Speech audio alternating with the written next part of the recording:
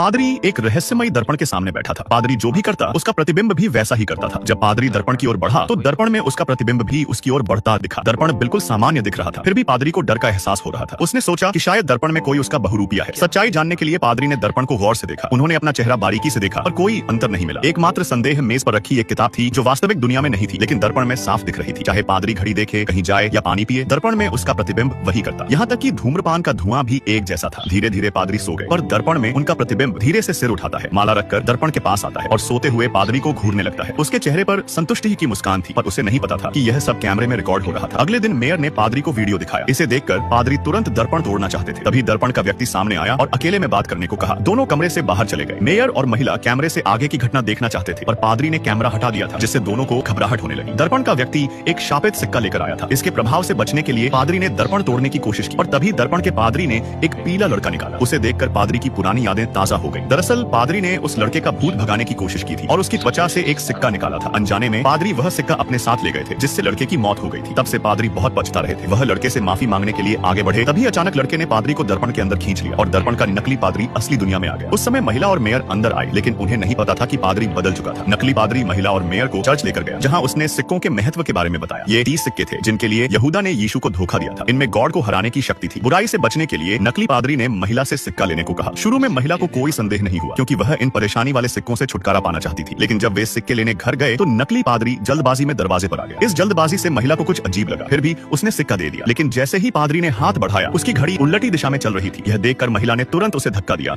और कमरे में भागकर दरवाजा बंद कर लिया। यह नकली पादरी था। जब तक वह चला नहीं गया, महिला ने दरवाजा नहीं खोला। फिर दोनों जल्दी से दर्पण के पास आए। उन्हें लगा कि असली पादरी जरूर दर्पण के अंदर फंसा है, लेकिन उन्हें अंदर जाने का कोई रास्ता नहीं पता था। तभी महिला को उस अदृश्य किताब की याद आई। उसने सोचा कि शायद यही रहस्य का हल होगा। उसने किताब से दर्पण तोड़ा और वे दोनों अंदर चले गए। वे सावधानी से आगे बढ़े। वहाँ एक शानदार हॉल था, जिसकी दीवारों पर कई बड़े बड़े दर्पण थे। कमरे के अंत में एक खिड़की थी, जिसमें लाल कपड़े पहने पादरी अनुष्ठान कर रहे थे। सभी के पास एक सिक्का था, सिवाय असली पादरी के। पादरी की जान बचाने के लिए महिला ने खिड़की पर 30वां सिक्का दिखाया। जब लाल कपड़े वाले पादरी सोच रहे थे कि वे जीत जाएंगे, तभी असली पादरी मेज पर कूदा और खिड़की की ओर भागा। फिर एक छलांग में उसने खिड़की तोड़ दी। खिड़की तुरंत दीवार बन गई। दोनों साथी जल्दी से पादरी को लेकर दर्पण से बाहर आ गए और दर्पण भी दीवार में बदल गया। उसी समय नकली पादरी भी गायब हो गया था। बाद में महिला एक पुल पर आई और सोच विचार कर उसने शापित सिक्का समुद्र में फेंक दिया।